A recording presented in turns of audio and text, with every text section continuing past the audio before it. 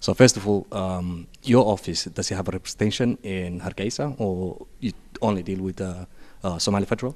That would be my first question. And the second thing, and obviously, there's a lot of things happening in Somaliland. There's an election which is due in 2017. Britain, obviously, is part of the donors who are actually funding the program, as well as the registration program, fourth registration program, actually. So we often hear the official line of the British, basically, is that you're supporting the Somali integrity in terms of as a country, basically. But at the same time, you're directly dealing with Somaliland and have a representation in there. So is this a double standard to Somaliland as far as we see there's a Somaliland diaspora in here? So if you want to brief us about what's happening and the progress of those things that you've been funding your government. Thank you. So the embassy is based in Mogadishu, but we want to make sure that we provide the support that we need to Somaliland. And so we have coverage which comes from Addis Ababa, because it's a shorter, convenient flight. So there are political officers who work to me who are based in Addis Ababa, just as I have other ones who work in Nairobi, working on, for example, development and our support staff.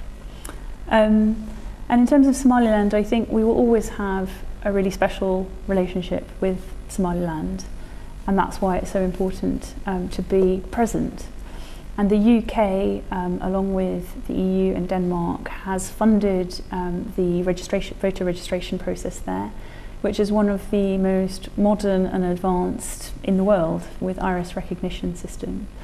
We've been working there to make sure that it's not just about registration, it's also about education, it's about the vote itself.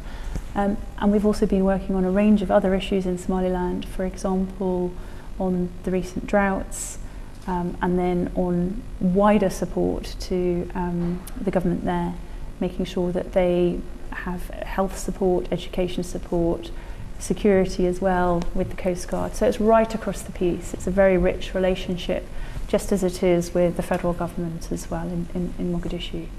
I mean, I look at Somaliland and I think it sets a fantastic example of what you can achieve in the rest of Somalia.